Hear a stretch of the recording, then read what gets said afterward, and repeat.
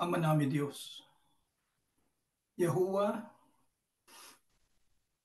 na makapangyarihan po sa lahat. Sa araw pong ito ay araw po ng aming pagsamba sa iyo. Patuloy ka po namin pinupuri sa pamamagitan po ng aming mga pag-awi at pananalangin. Maraming salamat po, Ama, dahil patuloy po kaming nakakatawid sa araw-araw ng aming buhay. Inililigtas mo po kami sa mga sakuna at panganib ng mundo ito at sa mga karamdamang aming dinaranas ay muli mo po kaming ibinabangon upang patuloy ka naming sambahin, luwalhatiin ang iyong banal na pangalang Yahuwah. Amin pong hinihingi, Ama, na kami po ay muli mong patawarin sa aming mga kasalanan. Pakilinis mo po ang aming mga puso at pagindapati sa aming pagsamba sa iyo. Nakikiusap po kami, Ama, na naway patuloy mo kaming mahalin, tanggapin, upang makapagpatuloy kami sa tamang paglilingkod sa iyo. Panginoon po namin Diyos, damang-dama na namin na napakalapit na ng pagdating ng iyong buktong nana. Ang tanging pakiusap po namin sa iyo ay makasama nawa kami sa dadatnan niyang buhay upang makabilang kami sa sasalubong sa kanya sa alapaap at makapiling mo po diyan sa bayang banal. Yahuwah na aming Diyos, hinihiling po namin na tanggapin mo po ang aming nakayanang abuloy na patuloy pong makatulong sa gawaing pagpapalagana at pagpapatibay sa iyong mga lingkod. Pakigabayan mo rin po ang maghahayag ng iyong mga banal na salita at paugnay kaming palagi sa diwa ng aming Panginoong Yahushua. Ang lahat po ng ito ay aming hinihiling sa pangalan po ng aming Panginoong Yahushua na aming tagapagligtas. Amen.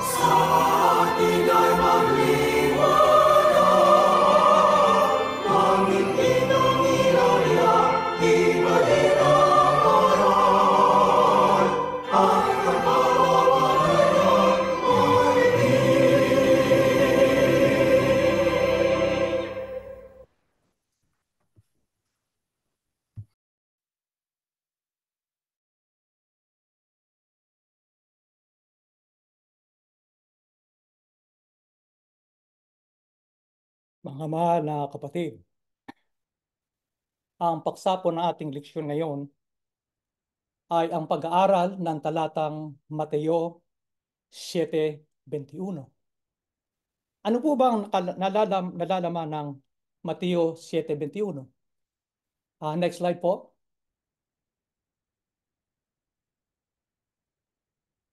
Basahin po natin. Hindi lahat ng tumatawag sa akin, Panginoon, Panginoon, ay papasok sa kaharian ng langit, kundi ang mga tao lamang na sumusunod sa kalooban ng aking Ama na nasa langit. Yan po ang pag-aaralan natin ngayong umaga. Atin pong masusing pag-aaralan ng talatang ito na totoong napakahalaga. Mahalaga ang pagsunod sa mga kalooban ng Ama. Bakit po? Siya po ang magbibigay ng daan para makapasok sa langit ang sino mang taong susunod. Bakit po sinabing totoo? Sapagkat may pagsunod na mali. Tayo pong lahat ay sumasampalataya na ang mga kalooban po ng Ama na ating dapat sundin ng kanyang kalooban ay nakasulat sa banal na kasulatan. Diyan po sa Roma 1:16. Na siya pong kapangyarihan ng Diyos sa ikaliligtas ng sino mang sasampalataya. Yung pananampalatayang tama ang sinusunod. Batay po sa tunay na aral. Kaya mas lalo pong nagbibigay halaga sa bawat isa na nagnanais na maligtas at makapasok sa langit ang pagsunod. Ituon po natin mga kapatid, ituon po natin mabuti ang ating pag-iisip, ang ating pong atensyon sa salita o katagang pagsunod. Kaya napakalaga po muli na ating balikan at pag-aralan kung paano itinuro sa reliyong ating pinaggalingan ang Mateo 7:21. Habang ating isinasaisip ang pagsunod sa ikaliligtas at ikapapasok natin sa kaharian ng langit. Tanong, paano po itinuro at patuloy na tinuturo sa Iglesia ni Cristo ang Mateo 7:21? Next slide po. Makikita po nyo, yan po ay copy ng Fundamental Beliefs of Iglesia ni Cristo, yan po yung pandoktrina na sinulat po ng kapatid na Erano G. Manalo. Kung titignan po natin, yan po ay isa-isa na po nating babasahin at pag-aaralan. Nandiyan po yung Efeso 1:9, nandiyan po yung Roma 12:4-5, Colossus 1:18 at Roma 16:16. Ngayon, isa-isahin po natin pag-aralan. Anong gawa ang dapat mapabilang sa pananampalataya? Dito po sa Mateo 7:21, next slide po, ganito po ang ating mababasa. Marami ang tumatawag sa akin ng Panginoon, pero hindi ito nangangahulugan na makapapasok sila sa kaharian ng langit. O, hindi basta-basta pagtawag mo automatically papasok ka na. Tuloy pa. Ang mga tao lang na sumusunod sa kalooban ng aking Ama nang nasa langit ang mapapabilang sa kanyang kaharian. Nakita niyo po ang filter? Nakita niyo ang kondisyon? Silang po ang papasok sa langit? Silang po ang mapapabilang doon sa kanyang kaharian? Yung susunod sa kalooban ng Ama ng ating Panginoong Yahushua. Pero marami tatawa. Marami magsasabing Panginoon. Pero walang kahulugan yun para makapasok sila sa kaharian langit unless o liban na sila'y susunod sa kalooban ng aking Ama. Kaya ganun din po ang babasahin natin sa una doon sa Mateo 7:21 sa rendisyo po ng RTV V05.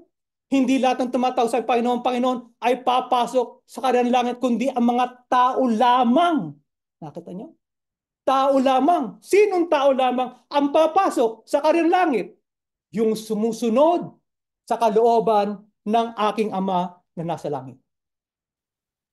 Ano po bang isa sa kalooban ng Ama na nasa langit na dapat gawin ng tao para makapasok sa kaharian ng langit? Basahin po natin. Next slide. Sa Efeso 1:9 hanggang 10. Ipinauunawa sa atin ng Diyos ang hiwaga ng kanyang kalooban ayon sa kanyang layunin na isa sa katuparan sa pamamagitan ng Kristo. Pagdating ng takdang panahon, layunin niyang tipunin ang lahat ng nilaka sa langit at sa lupa at ipasailalim ang mga ito kay Kristo. Ano po isa sa kalooban ng Ama na dapat gawin ng tao para makapasok sa karya ng langit? Ay yung gawang pagsunod sa kalooban ng Ama na nasa langit. Ano yung kalooban ng Ama na nasa langit? Matipon ang bawat nilalang kay Kristo. Yan pong kalooban ng Ama na nasa langit nung una pa. Tuloy pa, paano po natin may sakatuparan ang kalooban ng Ama na matipon ang lahat kay Kristo? Next slide po, sa Roma 12:4-5. Kung paano ang katawan ay binubuo ng maraming bahagi at magkakaiba gawain ng mga ito, gayon din naman, kahit na tayo marami, nabubuo tayo sa isang katawan at tayong lahat ay bahagi ng isa't isa. Paano po may sasakatuparan ang kalooban ng Ama na matipon ang lahat kay Kristo? Kailangan po tayong maging bahagi. Bahagi ng alin? Bahagi ng iisang katawan ni Kristo. Ano po yung katawan? Basahin po natin sa next slide. Colossus 1:18, ganito po makita natin. Mababasa po. Si Kristo ang ulo ng iglesia, na kanyang katawan. Siya ang pinagmulan nito, ang unang nabuhay sa mga patay para maging pinakadakila sa lahat. Ano po yung katawan? Yan po ang iglesia. Ano yung iglesia? Sa Roma 16, magbatiyan kayong bilang mga magkakapatid kay Kristo, kinukumusta kayo ng lahat ng iglesia ni Kristo. At binabasa tuwing Gawa 20:28, ingatan ninyong inyong sarili at ang buong kawan na sa kanila kayo ng espiritu ng mga obispo upang pakanin ninyo ang iglesia ng Panginoon na binili niya ng kanyang sariling dugo. Yan po yung itinuro natin ngayon na nakasulat po doon sa first page na nakita po natin previously. Kaya, wala pong pagkakaiba. Isa po ang sinasampalatayan na po na. Saan po lamang nagkakaiba? Nung binasa na yung Roma 16:16, binasa na yung 20:28. Bakit po? Sa kanilang pagtuturo, yung iglesia ni Kristo sa 16:16 ng Roma, sa 20:28 ng Gawa, tinutukoy na po nila alin? Tinutukoy na nila yung organisasyon. Yun na po ang pinagdidiinan nila. Yung organisasyon. Paano po sa atin? Tinutukoy po natin ang mga tagasunod ni Yahushua. Mga tagasunod sa kilusan ng ating Panginoong Yahushua. Yan po ang pagkakaiba natin sa pagtuturo nila sa Iglesia ni Cristo at sa pagtuturo po natin.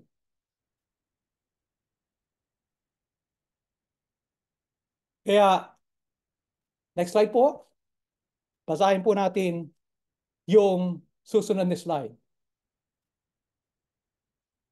Tanong, ano nakamit ng mga binili o tinubos ng dugo ni Kristo?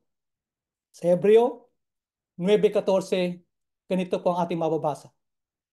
Higit ang nagagawa ng dugo ni Kristo sa pamamagitan ng walang hanggang espiritu. Inialay niya sa Diyos ang kanyang sarili bilang handog na walang kapintasan. Ang kanyang dugo ay lumilinis sa ating mga budi, sa mga taong walang kabuluhan upang tayo ay makapaglingkod sa Diyos na buhay. Ano po nakakamit o nakamit ng mga binili o tinubos ng dugo ni Kristo? Yung karapatang pong maglingkod sa Diyos na buhay. Tutol po ba tayo dyan? Hindi po. Nakasulat yan eh. Aral at doktrina natin na sa ating sinusunod at sinasampalatayanan. Kaya yung paglilingkod sa Diyos, nakuha, nakamit sa pamagitan po ng pagtubos ng dugo ni Kristo. Kaya ang iglesia ang tinubos, ilang pong iglesia, ilang pong katawan na binabanggit sa Biblia. Tuloy po natin, sa Efeso 4:4, ganito po ang ating mababasa. May iisang katawan at iisang espiritu, kung paano may isang pag-asa na para doon kayo itinawag ng Diyos. Ano po o ilan po yung katawan na siyang tinubos ng ating Panginoong Yahushua? Iisa lamang po. Nakasulat sa Biblia? Opo. Tunay na aral? Opo. Kaya ang lahat ng ito'y binasa natin natutunan, sinumpalayanan, at sinunod ng kalaban ng Diyos. Kaya nagkaroon tayo o nabigyan tayo ng karapatang makapasok sa kaharian ng langit o karapatan sa pagtatamo ng kaligtasan. Ngayon, kung mapapansin po ninyo, sa susunod na slide, next slide, nandito po ang nakasulat dun sa copy ng pandoktrina. It is in this church that man should perform his services to God so that these services will be made acceptable. Thus, we should value the church because it is here wherein man can serve God properly and attain salvation. Nakita niyo po? Yan ang konklusyon ng 7:21. Alam nating isa ang iglesia. Alam nating isa ang tinubos sa ating Panginoong Yahushua. Saan nag-iba ang kanilang pagtuturo? Ang paglilingkod sa Diyos. Matatamo lang po kung mananatili ang isang tao doon sa organisasyon. Kaya malaki po ang pagkakaiba nung ako'y nasa iglesia ni Kristo, nasa iglesia, nandun ka sa organisasyon, kaanib ka sa organisasyon, iba po yung doon, ako ay iglesia ni Kristo. Anong kahulugan nun? Ako'y iglesia ni Kristo, ako'y susunod sa kalooban ng Ama. Ako'y pasasakop sa kanyang kalooban. Ano yung sa kabila? Na nating nabasa sa conclusion. Doon ka lang sa iglesia na organisasyon, maliligtas ka na. Mabibigyan ka na ng kaligtasan. Yan ang pagkakaiba nung pinanggalingan natin at ang ating pong sinasampalatayan ngayon. Tanong ko po mga kapatid, nasa sa isip niyo po ba yung salitang pagsunod sa kalooban ng Diyos?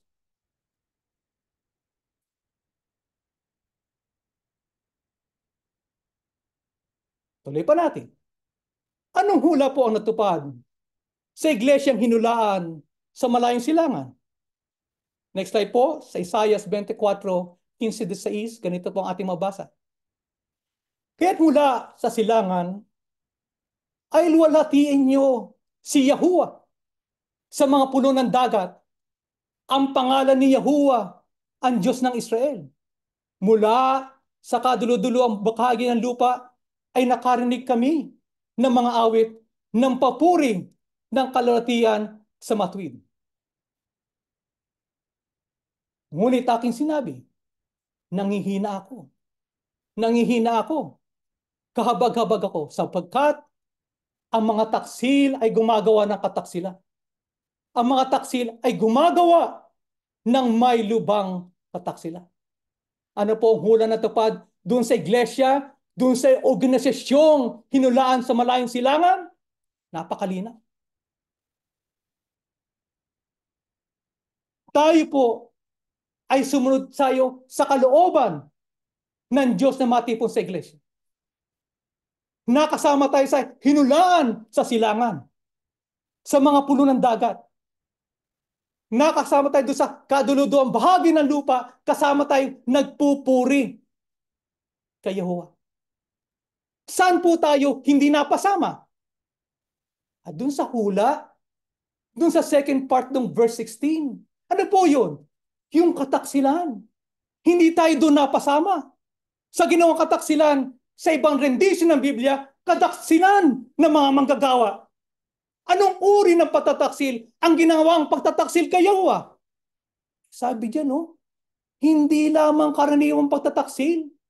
Anong klase o uring pagtataksil? Ang sabi, lubhang pagtataksil. Extreme. Ang ginawa nilang pagtataksil. Tanong, bakit sinabing lubhang pagtataksil, lubhang kataksilan, ang hula doon sa organisasyon na sinasabi nila, dapat doon mapalabay ang sinuman para maligtas? Nandyan din po sagot. Sapagkat yung awit na papuri ay hindi na para kay Yahuwah. Yung awit na pagpupuri ng may kalulatian sa makapangyarihan Diyos na si Yahuwah ay para na lang sa kanilang tagapangunang lider. Hindi po ba yung kataksilan? Hindi po ba yung lubhang kataksilan? Iniukulan natin yung papuri sa pangalan ng makapangyarihan Diyos na si Yahuwah at inilipat na natin doon sa tao? Lubhang kataksilan po yan. Ano pa? Yung utos na igalang iyong ama at ina. Sa panahon ng mga propeta, sinulat mismo ni Yahuwah ng kanyang kamay yung 10 utos. Isa doon, igalang mong ima at ina. Unang utos na may pangako doon sa bagong tipan. Utos na kanilang nilabag. Utos na hindi nila sinunod. Kanilang niyurakan kasama ng patatakwil sa kanyang mga kapatid. Yan po ba ang organisasyon? Na manatili ka lamang, automatically ka nang papasok sa karya ng langit? Pero tayo mga kapatid, hindi tayo napasama doon sa mandaktaksil. Hindi tayo sumama at hindi tayo sasama sa pagtataksil kay Yahuwah. Kaya ang iglesyang hinulaan po mga kapatid, natalikod na. Nalulong na sa pagtataksil. Imbes na pagsunod sa kalooban ng Diyos, kalooban na ng tao ang kanilang sinusunod. Kalooban ng Diyos na purihin siya. Papasok ka sa kaharian ng langit. Ipagtatamo ng kaligtasan. Anong kaligtasan? Anong kaharian ng langit ang tatamuhin ng sino ba susunod sa tao? Kaya nga po yan 7:21 eh. Maliligtas ka, papasok ka sa kanilang langit. Ano ang kondisyon? Susunod ka kay Yahuwah, susunod ka sa Ama, susunod ka sa ating Diyos. Kaya ang kanilang sinisigaw parati, kanilang pinaninindigan mga kapatid, manatili ka lang sa organisasyon para ka maligtas. Nalimutan nila ang pagsunod sa kalooban ng Diyos ay kaliligtas. Yun ang nalimutan nila. Doon po sa matagal na mga kapatid, naalala niyo po ba yung awit pagkatapos na magturo? Ako'y iglesia ni Kristo. Natandaan niyo po yun? Ano ang sabi doon sa awit na ako'y iglesia ni Kristo? Ako'y magtatapat hanggang kamatayan. Ibig sabihin, ako'y susunod hanggang sa kamatayan. Yan ang battle cry noon. Ngayon, hindi na. Lumagi ka lang. Huwag ka lang umalis sa iglesia. Kahit ano pa yan, maliligtas ka na. Doon nagkakaiba ang mga iglesia ni Yahuwah, kayo siya, doon sa iglesia ni Kristo. Paano po na natin natipon? Paano na natipong tagsulod na Yusya na hindi nagtaksil kay Yahuwah? Tandaan nyo, nga nagtaksil. Sumunod sa tao. Nagpuri sa tao. Wala na, inalis na. Yung makapangyarihan Diyos. Paano yung mga hindi sumama sa pagtataksil? Nasaan na sila? Paano na sila? Yung nanatiling sumusunod. Tagasunod ni Yusya. Nasaan na sila? Basahin po natin. Isaias 24, itataas lang po natin pagbasa sa talatang 14. Inalakas nila ang kanilang mga tinig. Sila'y umawit sa kagalakan. Dahil sa kadakilaan ni Yahuwah, ay sumigaw sila mula sa kanluran. Ano po paano po natipon tagasunod ni Yosya na hindi nagtaksil kay Yahuwah? Ay hinulaan sila. Hinulaan sila na ano po, magpapatuloy sila sa pag-awit na may kagalakan. Magpupuri sila sa katikalaan ni Yahweh. Nakita niya po? Hindi nagtaksil. Maring sila. Pinupuri ng tao. Maring sila. Inaawitan nila ang papurin tao. Hindi po tayo kasama doon. Hindi tayo nagtaksil. Kaya hinulaan din tayo. Na tayong hinulaan, magpapatuloy pa tayo sa pag-awit ng kagalakan. Magpupuri pa tayo patuloy sa katakalaan ni Yahuwah. Hindi tayo nagtaksil. Nananatili tayong tapat. Tapat sa hula. Sa hulang ipagpapatuloy natin ang pagpuri. Ipagpapatuloy po natin ang pagkilala sa pangalan ni Yahuwah na siyang pagsambang hinahanap niya sa atin. Kaya, papaano po hinulaan ang mga hindi nagtaksil kay Yahuwah at nananatili nagpupuri sa pangalan ni Yahuwah? Dito po, sa next slide, sa Isaiah sa 1:8-9 po. Ganito po ang ating mababasa. At ang anak ng babae ng Siyon, ang iglesia, ay naiwang parang balag sa isang ubasan. Parang pahingahan sa halamanan ng mga pipino, parang bayang nakukubkob. Kung hindi nag-iwan sa atin ng napakakaunting labi ang Panginoon na maukbo, naging gaya sana tayo ng Sodoma, naging gaya sana tayo ng Gomora. Paano po hinulaan yung mga na hindi nagtaksil kay Yahuwah at nananatiling nagpupuri sa pangalan ni Yahuwah? Eh nag-iwan ang Panginoon. Ano ang tawag ng iniwan ng Panginoon? Doon sa mga hindi nagtaksil, doon sa nananatiling tapat. Ang sabi, nagtira siya ng napakakaunting labi. Napakakaunting labi, hindi napasama yun. Hindi sumama sa pagtataksil kay Yahuwah. Napakakaunting labi, patuloy sila sa pagpupuri at pagdakila sa pangalan ni Yahuwah. Kaya mula sa ating pag-ani, naaralan tayo. Sumampalataya tayo at nabautismo. At napasama tayo sa kilusan ng mga tagasunod ni Yahushua. Hindi tayo organisasyon. Movement tayo. Tagasunod tayo ng ating Panginoong Yahushua. Natupad sa atin po yung kauna-unang kalooban ng Diyos para makapasok tayo sa karya na matipon tayo kay Kristo. Pero hindi po dyan natatapos. Hindi natatapos ang pagsunod natin sa mga kalooban ng Diyos. Paano po? Hindi sa pamamagitan lang ng kaanib ng isang organisasyon. Hindi po. Sa kanila be all and end all. Yung pag-anib doon sa kongregasyon. Doon ka lang. That's the whole thing. Ligtas ka na. Hindi tayo ganun.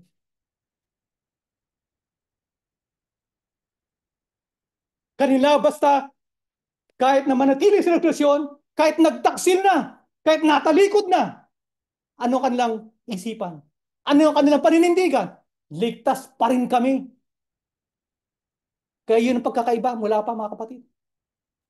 Sa ating pagsunod, sa ating pagpapasakop sa kalooban ni Yahuwah na siya magdadala sa ating saklitasan. Ang organisasyon, hindi. Kaya bilang mga napasama, doon sa hindi nagtaksil, bilang doon sa napasama sa tinatawag na napakakautang lubi na sinasabi sa hula, ano po ang inaasahan sa atin? Basahin po natin sa Efeso 2:8-10.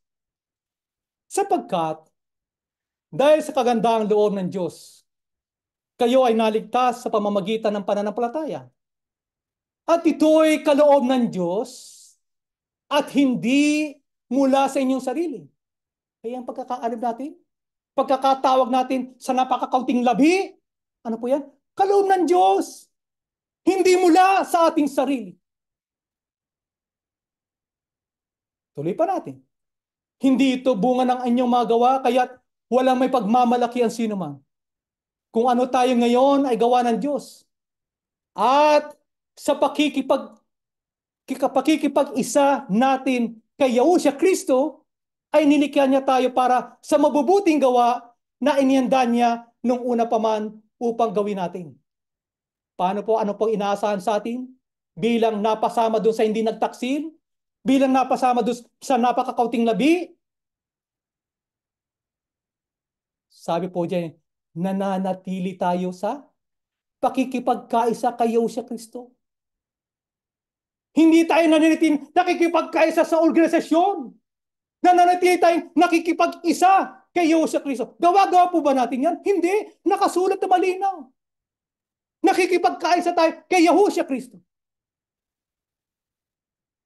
Kaya napasama tayo doon sa inulaan, na kaunting labi, mananatili tayong kaisa ni Yesu Kristo. Ang kaisa ay yung kanyang isang katawan. Ang kanyang kaisa ay yung kasama sa kilusang tagusunod ni Yehoshua. Nilikha tayo ni Yahuwah ng mga napakakaunting labi para po sundin, gawin. Ang alin? Yung mabubuting gawa o yung kanyang mga utos. Anong sabi sa talata? Inihanda na sa atin nung una pa man. Kaya matagal pa. Hindi pa tayo wala pa katuparan na napakuting libi. Alam na ni Yahuwah ano ang ipasusunod sa atin. Alam na niya kung anong dapat natin sundin, ang kanyang kalooban upang tayo makapasok sa karya ng langit, upang pagtamo tayo ng kaligtasan. Kaya ang pagsunod po sa kalooban ng Diyos ay patuloy na sinasagawa. Nakikisa sa kahalagahan po ng pag-uugali, sa pag-ibig at sa pag-unawa sa ating kapwa. Kaya kung sino man po ay nagnanais na sumunod at patuloy na sumusunod sa kalooban ni Yusya, dapat silang mapasama dito sa doon sa hinulaang kilusan ni Yusya. Dapat mapasama sila dito. Dapat mawala sila doon sa organisasyon na nangangako ng kaligtasan, ano pa man. Na hindi binibigyan din ang pagsunod. Pag sumama ka dito, kaisa ka ni Yosua. Hindi kaisa ng organisasyon.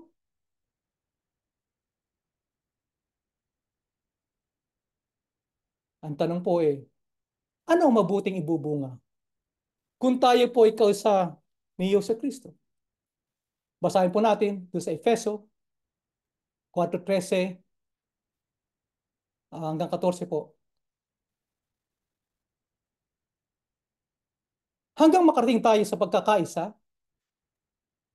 ng pananampalataya at pagkakilala sa anak ng Diyos. At maging ganap ang ating pagkatao ayon sa pagiging ganap ni Kristo.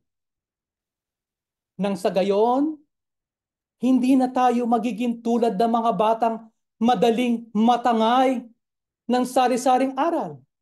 Hindi na tayo maliligaw ng mga tao ang hangad ay dalhin tayo sa kamalian sa pamamagitan ng kanilang katusuan at panlilinglang. Anong mabuting ibubunga kung tayo kaisa ni Yesu Kristo? Yan, nakasulat. Malinaw na malinaw. Yung hinulang napakakunting labi kaysa ni Yesu Kristo, hindi na madaling matatangay ng sari-saring aral. Hindi tayo maliligaw ng mga taong hangad ay dalhin tayo sa kamalian, hangad na dayain tayo gamit ang kanilang katusuan at panlilinglang. Nakita nyo ang kaiba natin? Yung kaisa ng ating Panginoong Yehosya, Kristo, yung mga napakakuting labi, hindi madaling madaya. Hindi madaling malinlang. Hindi madaling magoyo.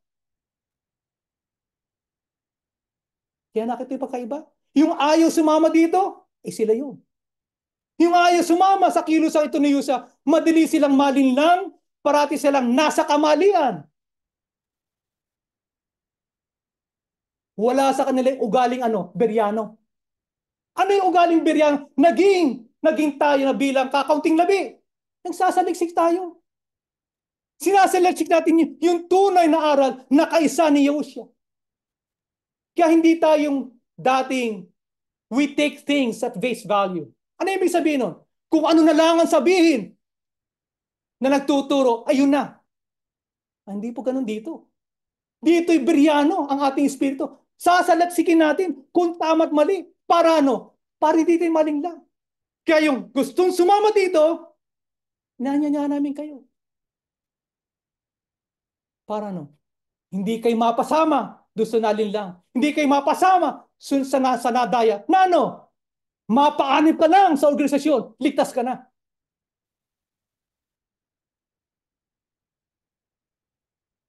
Ano po mga talatang nagpapahayag ng kalooban ng Ama na si Yahuwah? Basahin po natin. Next slide po. Sa unang Thessalonica, 4:3, kalooban ng Diyos na kayo'y maging banal at lumayo sa lahat ng uri ng kahalay. Alam na alam natin ito mga kapatid. Mabuhay tayo ng kabanalan sapagkat tumawag sa ating banal. Mabuhay tayo ng may katwiran. Matuwid ang paraan ng ating pamumuhay. Ano pa? Sa unang Thessalonica 5:18, at magpasalamat kayo sa Diyos sa lahat ng pagkakataon, sapagkat ito ang kalooban ng Diyos para sa inyo sa pakikipagkaisa kayo sa Kristo. Kita nyo? Pakikipagkaisa. Ang napakakong nilabi, nakikipagkaisa kayo sa Kristo, kaya inaasahan tayo maging mapagpasalamat tayo sa Diyos sa lahat ng pagkakataon. Kaya din yan po, layunin pagkakatawag. Na ano? Maging mapagpasalamat. Kaya nga sa lahat ng pagkakataon eh. Ano pang isang kalooban ng Diyos? Dito po sa 1, 6:40 po, ganito mababasa. Sapagkat ito ang kalooban ng aking Ama, ang lahat na nakakita sa anak at sumasampalataya sa Kanya ay magkaroon ng buhay na walang hanggan. At sila'y muli kong bubuhayin sa huling araw. Ano yung pasang kalooban ng Ama? Eh gusto siyang magkaroon ng buhay na walang hanggan. Gusto siyang matuto. Gusto siyang malaman ang katotohanan para magkamit ng buhay na walang hanggan. Hindi pwedeng gusto mong maligtas, ayaw mo ng katotohanan. Gusto mong maligtas at pumasok ka sa area ng langit, ayaw mong sumunod. Kaya dito, sa ating pag-aaral, sa lahat ng ating pagkakataon, ang sinasaalang-alang po natin palagi, sa lahat ng pagkakataon, sa lahat ng panahon, yung kalooban ni Yehovah. Yan po importante. Yung kalooban ng ating Panginoon Diyos. Ano po ang ginawa ni Yahuwah matapos ang pagtalikod upang ang mga makakuting labi na anak ng Sion ay may pagpatuloy ang kanyang kalooban? Matandaan nyo, hinulaan, magtatalikod, magtataksil, hinulaan niya yung kakauting labi, pakikipagkaisa kay Kristo at kayo sa Kristo. Ano pang ginawa ni Yahuwah patapos ng lahat ito? Isaiah po, 1:26-27. Sa English version, I'll set honest judges and wise counselors among you, just like it was in the beginning. Then you will be renamed city that treats people right, true blue city. God's right ways, kalooban ng Yahuwah, God's right ways will put Zion right again. God's right actions will restore her prodigals. Ano po ang ginawa ni Yahuwah para matapos ang pagtalikod upang itong mga hinulang napakakauting labi na anak ng Sion may pagpapatuloy ang kanyang kalooban?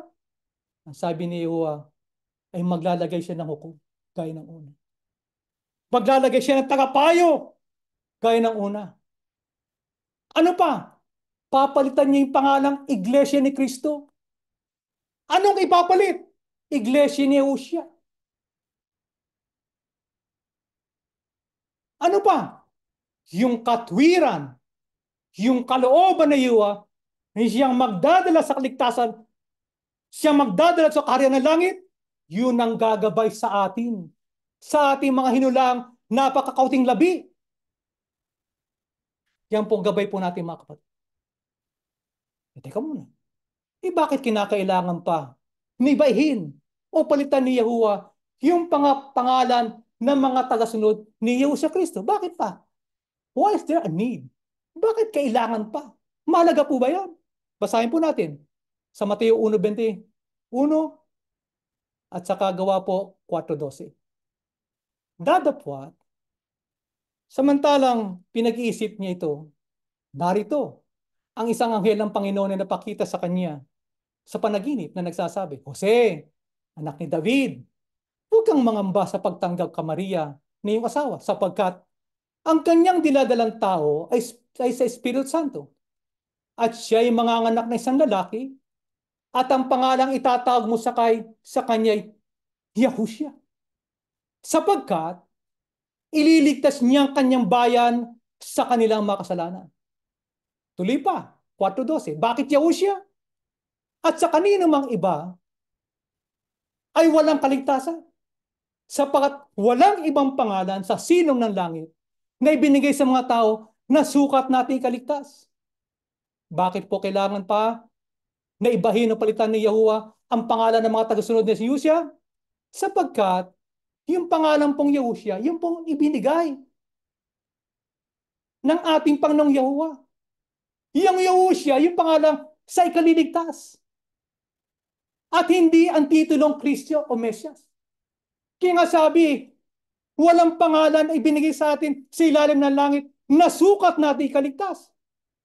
Kaya mahalaga po yung pangalang Yahushua, hindi po ikaligtas yung titulong Kristo o Mesayas. Kaya kung matatandaan niyo po isang talata sa Lumang Tipan, ang sabi, at ang aking bayan na tinatawag sa pangalan. Nakita niyo? Yung bayan ng Diyos, tinatawag sa pangalan. Kapag sila'y dumaing, diringgin ko sila. Hindi sinabi ng Biblia, yung bayan kong tinatawag sa titulo. Hindi po gano'n. Bakit po? Kaya nang natin nabasa, yung titulo hindi kaliligtas. Yung pangalang Yahushua ang ikaliligtas. Kaya mula sa Iglesia ni Cristo, Mesayas, Iglesia ng titulo, pinalitan, Iglesia ni Yahushua, pangalang Yahushua, pangalang makapagliligtas, pangalang pagpapasok sa atin sa kanyang langit. Kalooban ng Ama o hindi? Kalooban.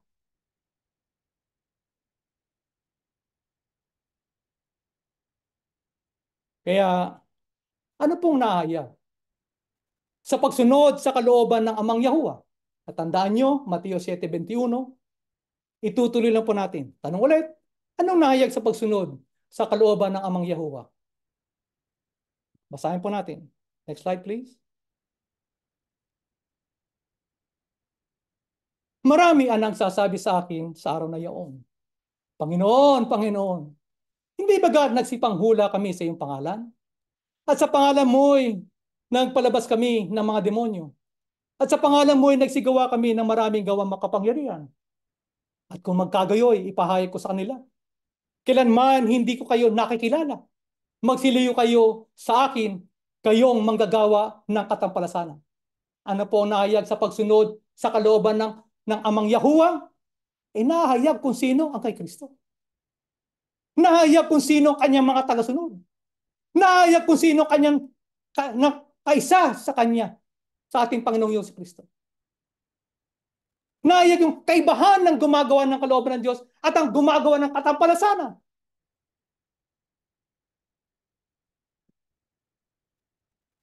Yung paraan ng pamumuhay na pagkamasunurin sa mga kalooban ng Diyos. Normal yun sa mga Yahusiano. Sa kaanib, sa mga nakapundlabi. Normal yun. Ang sumunod lagi, sumunod magpasakop lagi sa kalooban ng Diyos. Kaya kita nyo sa kanila, sa iba sa labas, ng samaang ito na tagasunod ng ating Panginoon siya. There's no difference between right and wrong. There's no difference between light and darkness. It's a blurred line. Hindi na nila alam kung anong katwiran at hindi katwiran. Hindi na nila alam kung anong kalooban ng Diyos at hindi kalooban ng Diyos. Hindi nila alam kung anong makapupuri sa Diyos at makasasama sa kalooban ng Diyos. Hindi nila alam yun. Pero sa ating mga kapatid, alam natin yan. Alam natin yung kalooban ng Diyos. Yun ang gagawin natin. Alam natin paano pupurin ang pangalan ng Panginoon Diyos, Yahuwah. Sila hindi nila alam yun. Alam natin kung ano makagagalit, makapagdadamdam sa ating Panginoong Yahuwah. Hindi natin ginagawa yun. Yan ang tatak ng tunay tinawag na nakasama doon sa kilusang sumusunod kay Yahushua. Kilusang tinatawag na napakakaunting labi. Ang tawag ano? Iglesia ni ano? Ni Yahushua. Nama, ang ating pong pag-aaral ay nakapuka po at nakalinaw po sa ating pag-iisip na yung kaloob na pagiging iglesia ni Yahushua. Malaking bagay po yun. Yung pagkakatao, pakakapili sa atin na kung anong paman ang dahilan, pinapaghindapat tayo ng ating Panginoong Yahuwah. Yung karapatan na maglingkod, yung karapatan na maging manalangin, yung bagay na hindi tayo nadadaya sa araw. Sapat ano gusto niya? Gusto niya magkamit tayo ng kaligtasan. Gusto niya makasama tayo, makapasok tayo doon sa langit, sa karanlangan na kanyang pinangako. Lamang susunod tayo, magpapasakop tayo sa kanyang kalooban. Yan po ang ating pag-aaral. Tumuloy po tayo at tayo po ay mananalangin.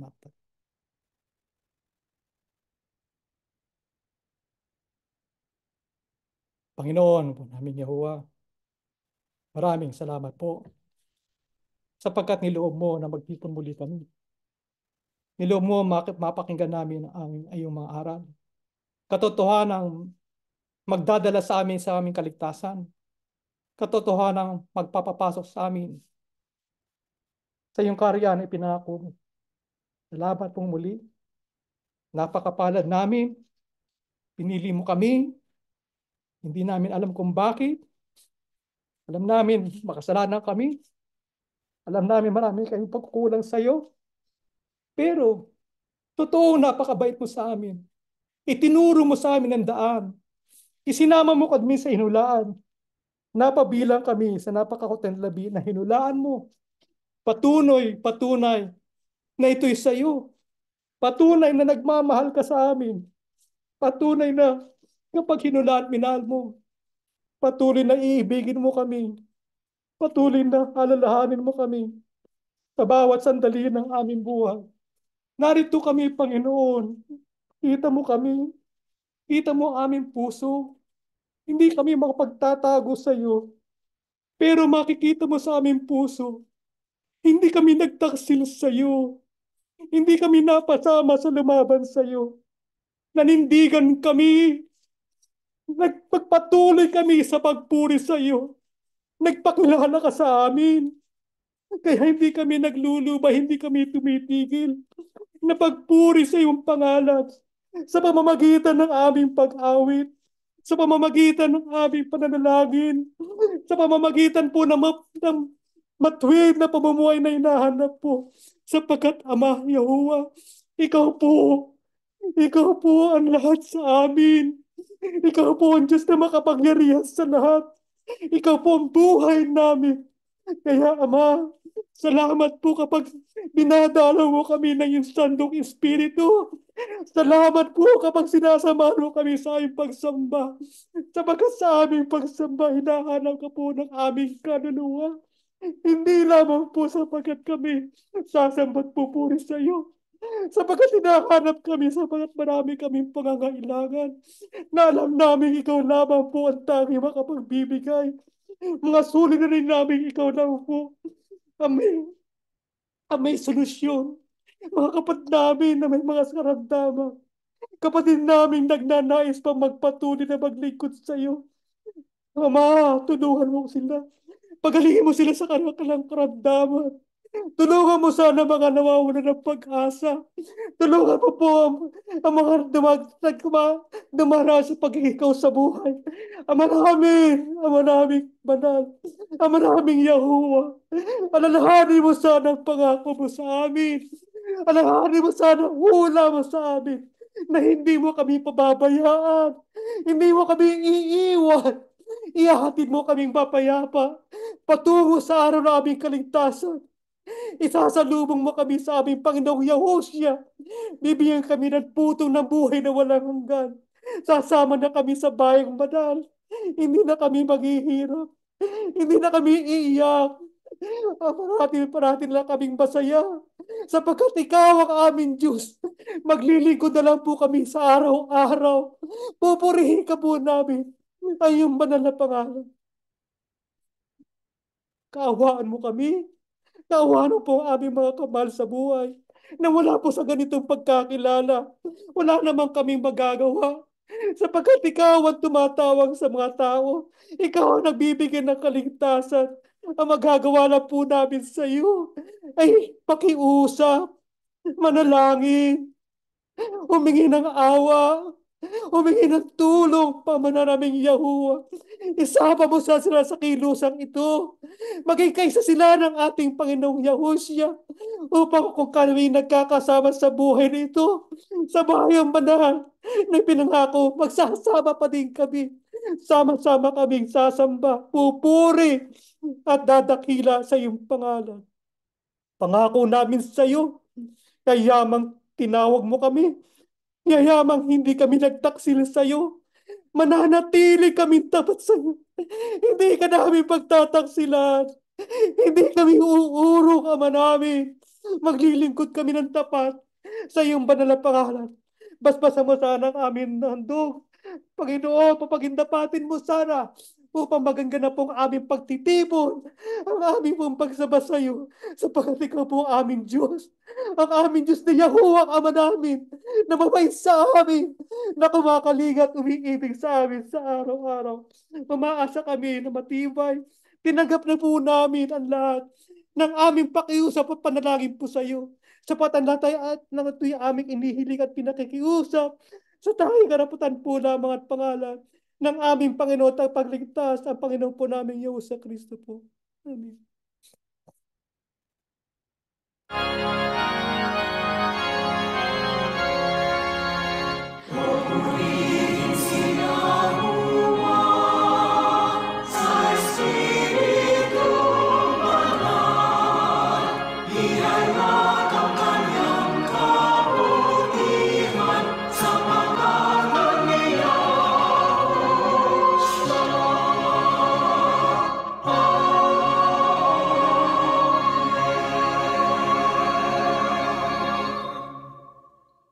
Ang biyayang pagliligtas ng ating Panginoong Yahuwah sa Kristo, ang pag-ibig ng Diyos ni sa Yahuwah, at ang pagkikipagkaisa ng Banal na Espiritu, sumating nawang lahat mula ngayon at magpakailanman. Mga mahal na kapatid, nakita niyo sa slide ang paalala. Please join us every Thursday. That's 10 p.m. Eastern Time, 7 p.m. Pacific Time, and I guess local in the Philippines is about like 10 p.m. or 10 p.m. as well. Yun po yung Bible study called 1,000 Berean Questions. Meron pong Growing Up the Ocean. It can be viewed via YouTube and Facebook po. Now, also, last but not the least, yung Lord's Supper po natin ay gagawin sa April 22nd. Anytime po after sunsets. Okay po? So, depending po yan doon sa sunset, local time po nyo, doon po gagawin yung Lord's Supper. Yan po ang ating pagsamba. Natatapos po tayo. Have a good day po. Have a great day po mga kapatid.